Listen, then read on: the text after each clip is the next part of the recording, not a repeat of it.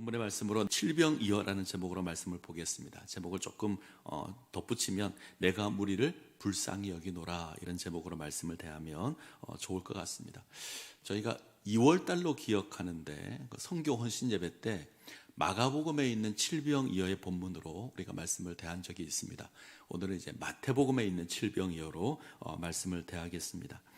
마태복음의 중요한 특징 가운데 하나는 이 복음서가 유대인을 향한 복음서라는 겁니다. 이 유대인들에게 예수 그리스도의 복음을 증거하는 성경이 마태복음입니다. 때문에 유대인들을 향한 배려가 곳곳에 있습니다. 동시에 이방 지향적인 특성을 지니고 있습니다. 복음의 방향이 이방인을 향하고 있습니다. 그래서 굉장히 좀 독특합니다. 유대인들을 향한 복음서인데 이방인을 향하고 있습니다. 이 둘은 사실 잘 맞는 게 아니죠. 잘 어울리지 않습니다. 그런데 분명한 건 유대인들을 향해서 기록된 복음서인데 이방인을 향해서 있다. 이것을 잘 고려하고 성경을 읽으면 좋을 것 같습니다. 지금 우리가 대하고 있는 마태복음의 흐름이 아주 선명하게 이방인을 향하고 있습니다. 예수님께서 오병이어의 이적을 행하신 이후에 이방 땅으로 오십니다. 이전에도 예수님께서 이방 땅을 방문한 적이 있습니다. 예수님께서 배를 타고 갈릴리 바다를 건너서 가다라 지방으로 가십니다. 마가복음에서는 거라사인 지역으로 등장을 하고요, 데가볼리 이렇게 부르기도 합니다. 이곳에서 군대 귀신 들린 자를 고칩니다. 그곳이 이방 지역입니다. 자, 그때는 이 가다라 지역의 사람들이 예수님께 떠나가기를 간청해서 예수님께서 곧바로 유대 땅으로 다시 돌아오십니다. 근데 이번에는 그 여정이 조금 깁니다. 오병이어 이적을 행한 이후에 예수님께서 게네사렛 지역으로 가십니다.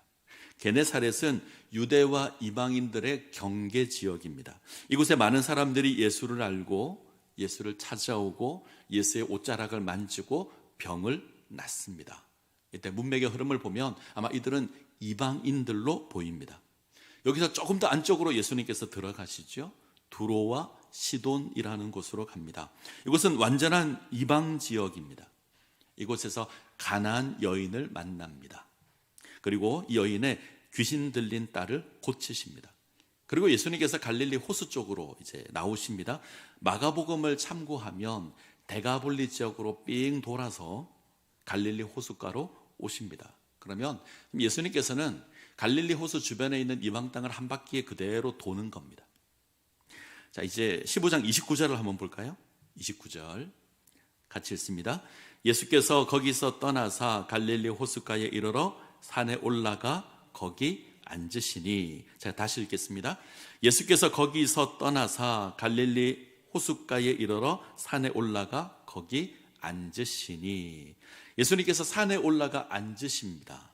어디서 본 듯한 표현인데, 자, 산상수훈의 시작과 비슷합니다. 자, 5장 1절을 한번 볼까요? 마태복음 5장 1절. 자, 자막을 보시면 아래쪽 거 같이 읽습니다. 예수께서 무리를 보시고 산에 올라가 앉으시니 제자들이 나온지라. 비슷하죠? 위에는 갈릴리 호숫가에 이르러 산에 올라가 앉으시니 이방인들이 나옵니다. 마태복음 5장 1절에는 제자들이 나옵니다. 과거 산에서 이스라엘을 가르치신 예수님께서 다시 산에서 당신에게 나온 자들을 돌보십니다. 예수님께서 갈릴리 호숫가에 있는 산에 올라가 앉으시니 많은 병자들이 나옵니다. 예수님께서 저들을 하나하나 고치십니다.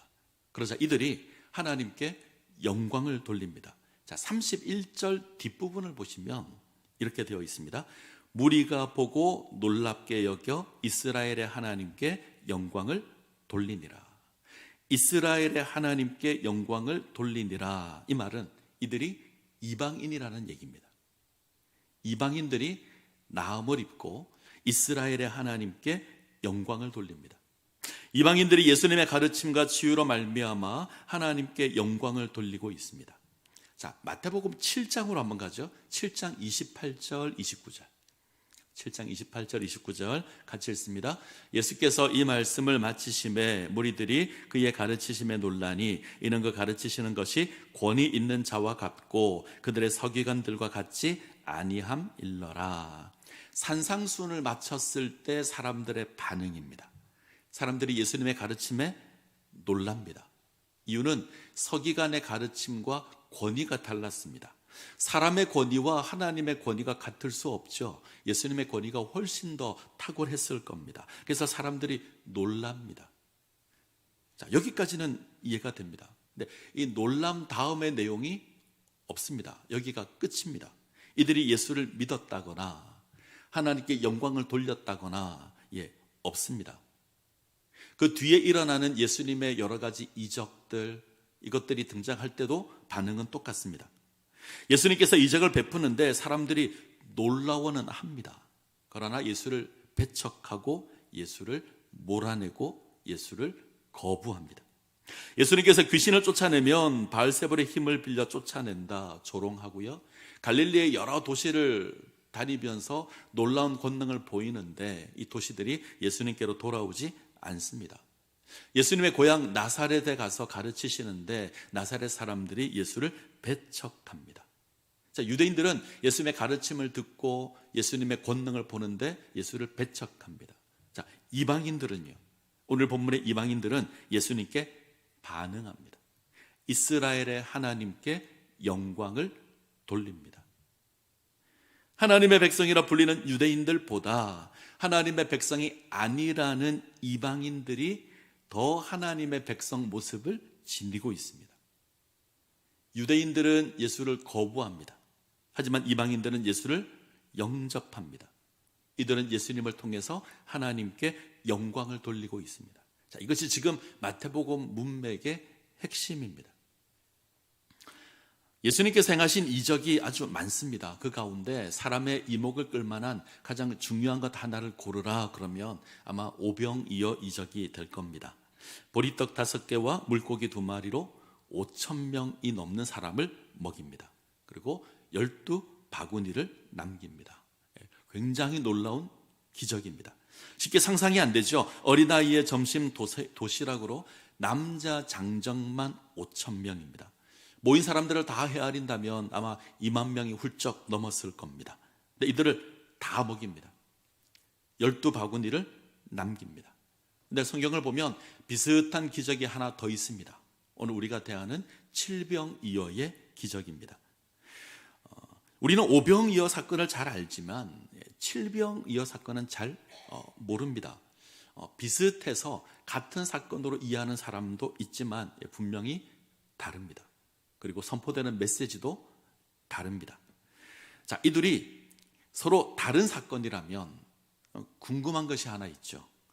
복음서 기자는 왜 비슷한 사건을 또 기록했을까?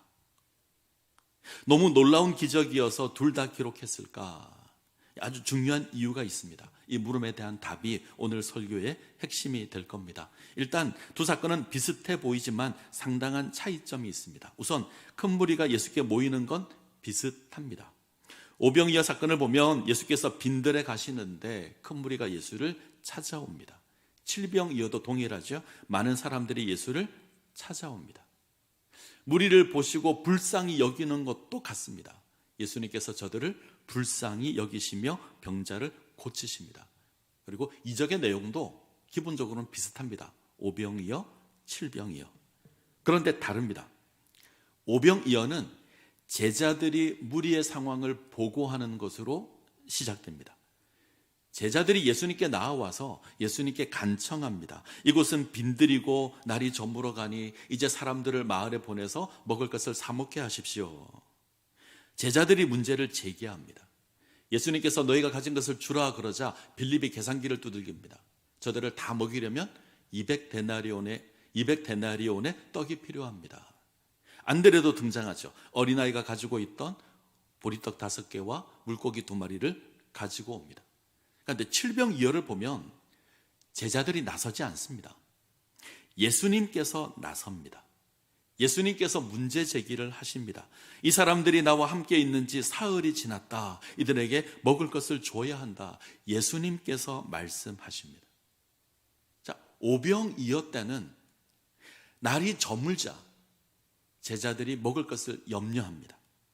근데 이번에는 사흘이 되도록 아무런 조치도 하지 않습니다. 사흘이 되도록 아무런 반응이 없자 예수님께서 나서서 문제를 제시합니다.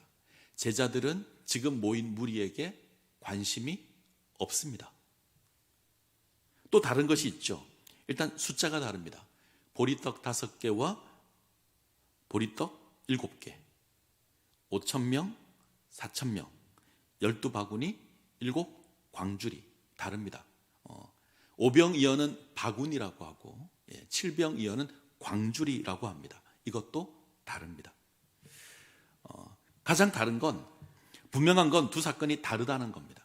자, 다르다는 게 중요한데 무엇보다 대상이 다릅니다. 오병이어는 그 대상이 유대인들입니다. 7병이어는 그 대상이 이방인들입니다. 5는 유대인들에게 아주 익숙한 숫자입니다. 모세 오경 대표적이 될 겁니다.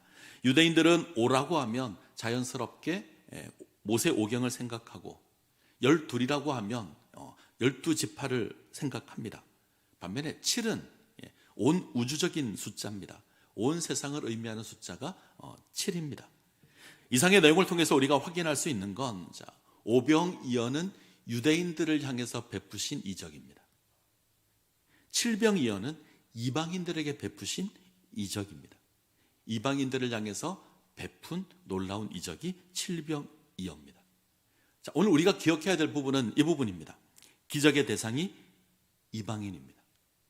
하나님의 놀라운 역사가 생명의 떡으로 오신 예수님께서 은혜를 베푸시는 그 놀라운 역사가 유대인들에게만 임하고 있는 것이 아니라 이방인들에게도 임하고 있습니다.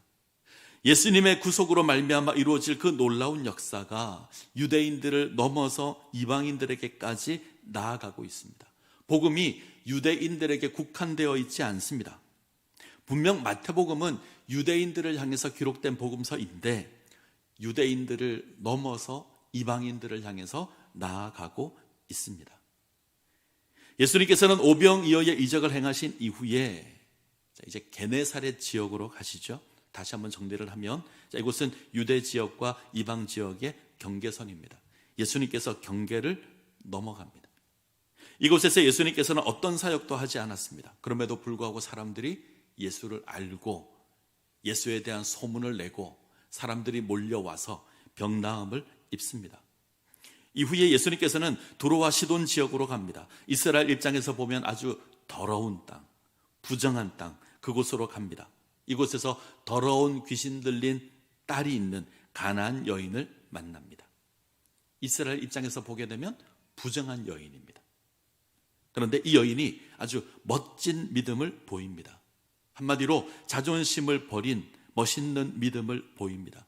그녀는 예수님께 상당히 모욕적인 말을 듣지만 그럼에도 불구하고 예수님께 은혜를 구합니다. 그리고 그 믿음을 인정받아서 그의 딸이 나음을 입습니다. 이후에 갈릴리 호숫가에 이르러서 또 많은 병자를 고칩니다. 많은 사람들이 예수님께 나오죠. 다리 저는 사람, 장애인, 맹인, 말 못하는 사람 다 예수님께로 옵니다. 예수님께서 이들을 다 고치십니다. 자, 이후에 주어진 사건이 7병이어 사건입니다. 이 이적의 대상은 이방인입니다. 이방인이 예수님을 찾고 이방인이 예수님께 반응하고 이방인이 예수님을 따르고 있습니다. 이방인이 하나님의 은혜를 누리고 있습니다. 자, 여기서 우리가 주목해야 될 인물이 있는데 제자입니다. 게네사렛 지역에 도착한 이후에 게네사렛, 두로와 시돈, 그리고 갈릴리 호숫가 7병이어의 이적을 베풀기까지 제자들은 거의 등장하지 않습니다. 두로와 시돈 지역에서 가나안 여인이 찾아왔을 때 잠깐 등장합니다. 이때 제자들은 가나안 여인을 거부하는 역할을 합니다. 자, 15장 23절 같이 읽겠습니다. 예수는 한 말씀도 대답하지 아니하시니 제자들이 와서 청하여 말하되 그 여자가 우리 뒤에서 소리를 지르오니 그를 보내소서. 가나안 여인이 예수님께 귀신 들린 딸을 고쳐달라고 소리를 지릅니다. 예수님 아무 말씀도 하지 않았습니다. 침묵하십니다. 그러자 예수의 뒤를 따라오면서 계속 소리를 지르는 겁니다. 그러자 이때 제자들이 예수님께 와서 간구합니다. 이들이 예수님을 찾아온 이유가 뭐죠? 가나안 여인이 계속 따라오니 그를 보내십시오. 좀 정확하게 번역을 하면 저 여자가 우리 뒤에서 계속 소리 지르니 저 여자가 원하는 거 들어줘서 빨리 보내십시오. 여인의 간증대로 귀신 들린 딸을 고쳐주어서 빨리 보내라는 겁니다. 예수님께서 권능을 보여주셔서 빨리 보내라는 겁니다. 자, 예수님의 권능을 보이라는 건데 그 목적이 여인을 빨리 보내는 겁니다. 여인이 귀찮은 겁니다. 저 여인이 우리를 귀찮게 하니 빨리 그 소원 덜어주십시오. 은혜를 베풀라는 게 아닙니다. 예수님의 놀라운 권세를 사용하여 여인을 거부하겠다는 겁니다. 예수님의 권능을 여인을 거부하는 용도로 사용합니다. 아주 황당한 경우입니다. 은혜를 알지만, 은혜를 경험하지만 그 은혜로 배척하고 있습니다. 유대인들이 그랬습니다. 하나님의 은혜를 입었습니다. 하나님의 백성으로 부름을 입었습니다. 율법을 받았습니다. 그런데 그것으로 담을 쌓았고 이방인들을 거부합니다. 제자들과 유대인들이 같습니다. 지금 제자들에게 가나안 여인은 귀찮은 존재입니다. 가까이 하기 싫은 존재. 얼마나 싫은가 하면 하나님의 은혜를 사용하면서까지 거부하고 싶은 존재. 제자들에게 이방인은 환영할 만한 존재가 아닙니다. 자, 이 제자들이 오늘 말씀에서는 은혜를 막아서는 역할을 합니다. 무리가 모인 지 사흘이 지났는데 먹을 것이 떨어졌는데 아무런 반응을 하지 않습니다. 침묵합니다. 모른 채 합니다. 자, 32절을 보죠. 32절 같이 읽습니다. 예수께서 제자들을 불러 이르시되 내가 무리를 불쌍히 여기노라. 그들이 나와 함께 있은지 이미 사흘임에 먹을 것이 없도다. 못하겠노라. 오병이어때는 제자들이 반응했습니다. 날이 저물어 먹을 것을 구할 수 없게 되자 바로 반응했습니다. 먹을 것이 떨어진 지 반나절도 되지 않았을 겁니다. 근데 지금은요, 사흘이나 지났습니다. 한나절이 아니라 사흘입니다. 식량 문제가 심각했을 겁니다. 근데 반응하지 않습니다. 예수님께서 반응하기 전까지 이들은 아무 말도 하지 않습니다. 이들이 몰랐을까요? 아니요, 알죠. 알았습니다. 알았는데 반응하지 않습니다. 자, 33절. 33절 같이 읽습니다.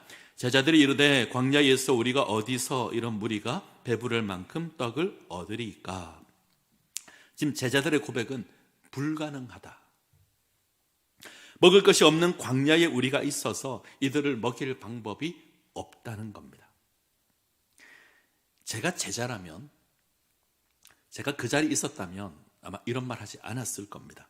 아무리 미련하고 아무리 무식해도 이런 말 안 할 겁니다. 왜냐하면 얼마 전에 오병이어의 이적이 있었습니다.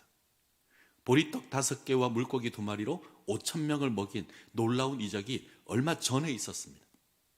광야이지만 먹을 것이 없지만 예수님께서 이적을 행하면 문제가 없을 겁니다. 그리고 자신들에게는 보리떡 7개가 있고 물고기가 2마리 있습니다. 사람은 4,000입니다. 계산을 해보죠. 5개로 5,000명 먹였다면 7개로 4,000명 먹일 수 있죠. 당연히 먹일 수 있습니다. 바보라도 이거 계산할 수 있을 겁니다. 오병이어와 같은 기적은 잊어버릴 수 있는 게 아닙니다. 얼마든지 할 수 있습니다. 예수님께서 권능만 베푸시면 됩니다. 근데 제자들은 이렇게 말합니다. 아주 부정적입니다. 이 광야에서 저들을 먹이는 건 불가능합니다. 우리가 어디서 이런 무리가 배부를 만큼 먹을 것을 구할 수 있겠습니까? 사실 구할 수 있죠. 예수님이 하시면 됩니다. 몇 개의 떡만 가지고 오면 문제가 해결될 겁니다. 근데 이들은 어디서 떡을 가지고 옵니까? 이렇게 묻습니다. 예수님, 당신이 기적을 일으키려면 어떻게 해야 합니까? 무리를 50명씩 구분해서 앉힐까요? 이렇게 말하지 않습니다. 어디서 떡을 구해야 합니까? 여기 광야인데 우리가 떡을 구할 방법이 없습니다. 우리에게는 저들을 먹일 떡이 없습니다. 무슨 말이냐 하면 지금 제자들의 머릿속에는 기적이라는 것이 없습니다. 기적을 생각도 하지 않고 고려도 하지 않습니다. 얼마 전에 오병이어를 경험했는데 그 기적이 다시 일어날 거라고는 생각하지 않습니다. 예수님의 능력이 사라졌기 때문일까요? 아닙니다. 제자들이 예수님의 능력을 믿지 못하기 때문일까요? 그것도 아닙니다. 문제는 대상입니다. 대상이 이방인입니다. 제자들은 이방인들을 향해선 어떤 이적도 베풀 수 없다입니다. 이방인들은 하나님의 축복의 대상이 될 수 없다고 생각합니다. 이방인들은 하나님의 이적을 경험할 수 없다고 생각합니다. 저들을 향해서 기적의 떡을 베풀 수 없습니다. 유대인들을 위해서는 광야에서 떡을 베풀 수 있지만 이방인들을 위해서는 할 수 없다는 겁니다.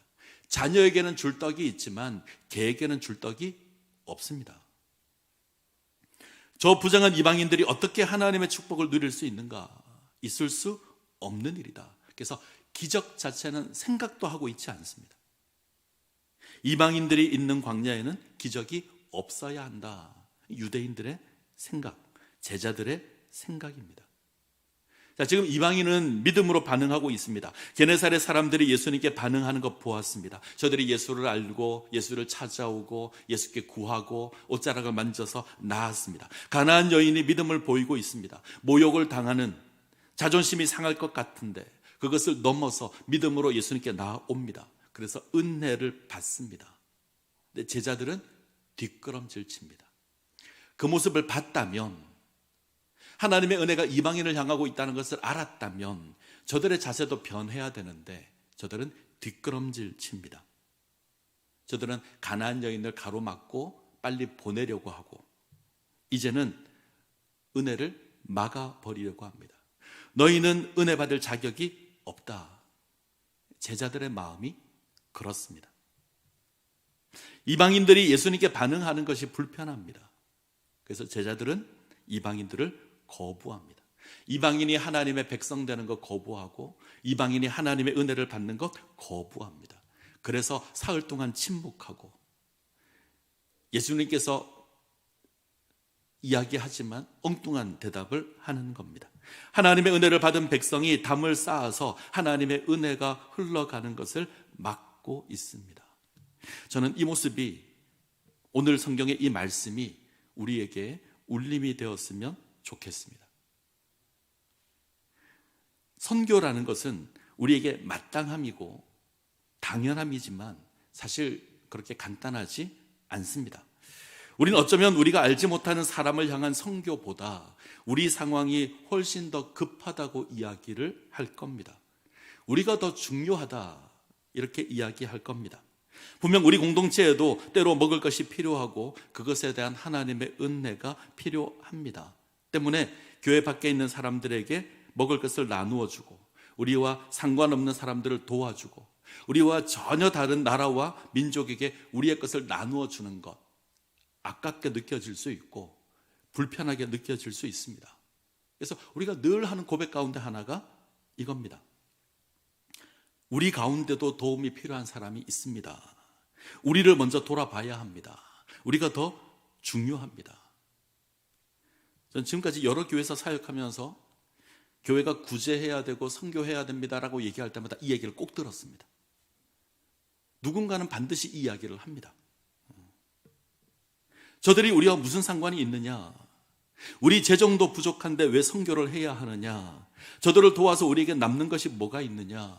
저들을 돕는 것, 밑빠진 독에 물을 붓는 것 아니냐? 우리는 늘 이렇게 이야기합니다. 근데 예수님께서는 저들을 위해서 우리가 지니고 있는 먹을 것을 요구하십니다.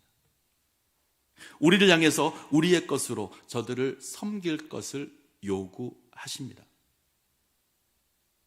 우리는 이 요청에 응답해야 합니다.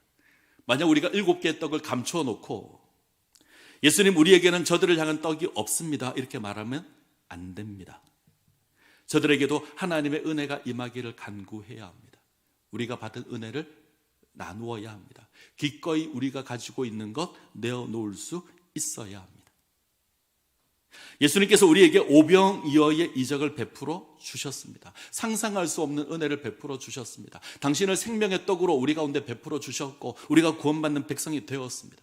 이건 우리만 누리는 게 아닙니다.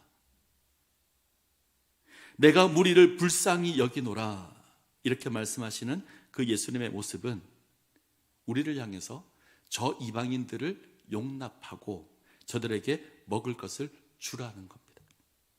만약 우리가 이런 예수님의 말씀에 귀를 막아버리고 우리가 지금 광야에 있는데 우리도 가진 것이 없는데 우리도 부족한데 우리가 무엇으로 저들을 섬길 수 있습니까? 이렇게 고백한다면 그건 하나님의 은혜를 거역하는 게 될 겁니다. 우리는 우리 마음에 존재하는 이 마음의 담을, 이 막힌 담을 허물어야 합니다. 예수님께서 막힌 담 허무시고 우리를 찾아오신 것처럼 우리도 막힌 담을 허물고 우리의 이웃에게 나아갈 수 있어야 합니다. 자, 이것을 위해서 요구되는 자세가 있는데 두 가지만 살펴보려고 합니다.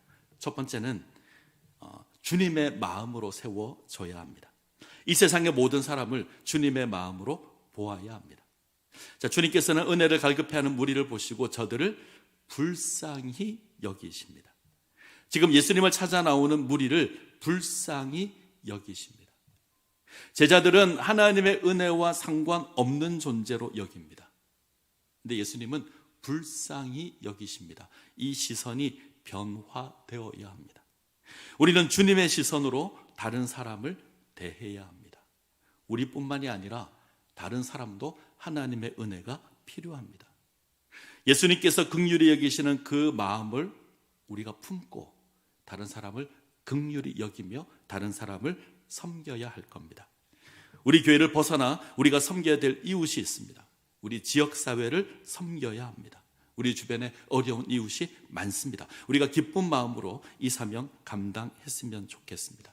이 일에 주님의 마음을 품어야 합니다. 주님께서 긍휼히 여기시듯 우리도 긍휼히 여겨야 합니다. 이것이 첫 번째. 자, 두 번째 자세는 우리가 지닌 것을 함께 나누어야 합니다. 주님께서는 제자들이 지닌 칠병이어로 놀라운 이적을 베푸십니다. 7개의 떡과 보리떡 2개. 터무니없이 작은 겁니다. 그러나 이 작은 게 주님 손에 붙들린 바 되면 충분합니다. 하나님께서 우리에게 원하는 건 4,000명을 먹일 수 있는 많은 떡이 아닙니다. 보리떡 7개, 작은 물고기 2마리입니다. 우리가 배부르게 한 끼 먹을 수 있는 그 양이면, 그것이면 충분할 겁니다. 사실 이 정도는 우리가 마음만 먹으면 얼마든지 할 수 있습니다. 우리가 얼마든지 나눌 수 있습니다. 그러기에 우리가 이 일에 참여했으면 좋겠습니다. 선교는 소수의 사람만 하는 게 아닙니다. 우리 모두가 함께 감당해야 될 하나님의 사역입니다. 믿음 좋은 몇 사람이 감당하는 게 아닙니다. 우리 모두가 감당해야 하는 겁니다. 우리가 나누지 않고 7개의 떡과 물고기 2마리를 아까워서 붙들고 있다면 그것은 아무 의미가 없을 겁니다. 우리가 잠시 배부르는 것으로 사라지고 말 겁니다. 그러나 우리가 그것을 내어놓는다면 4,000명을 먹이고 7 광주리가 남는 놀라운 역사가 주어지게 될 겁니다. 이 역사를 누리시기를 간절히 소원합니다. 자, 말씀을 맺겠습니다. 우리는 오병이어의 은혜를 누린 자들입니다. 엄청난 하나님의 은혜를 우리가 누렸습니다. 우리는 그것으로 감격했습니다. 그런데 마음 한편에 이 은혜를 나만의 것이라고 생각하고 있지는 않은지 돌아봐야 합니다. 만약 나만 이 은혜를 누리기를 원하고 다른 사람은 누리지 않았으면 좋겠다 이런 마음이 있다면 그 마음을 버려야 할 겁니다. 내가 누리고 있는 이 은혜가 다른 사람에게도 임해야 합니다. 우리는 우리가 받은 이 축복을 다른 사람에게 흘려 보내야 합니다. 우리는 축복의 통로로 부름을 입었습니다. 내가 하나님의 은혜가 필요하다면 다른 사람도 하나님의 은혜가 필요합니다. 내가 하나님의 은혜를 누렸다면 그 사람도 하나님의 은혜를 누려야 합니다. 이것이 하나님의 뜻입니다. 하나님의 은혜가 우리에게 고인물로 남아 있으면 안 됩니다. 하나님의 은혜는 우리를 흘러 넘쳐서 다른 사람에게 이르러야 합니다. 그때 하나님의 은혜가 더욱더 풍성한 모습으로 우리 가운데 나타나게 될 겁니다. 이 은혜를 누리시기를 간절히 소원합니다.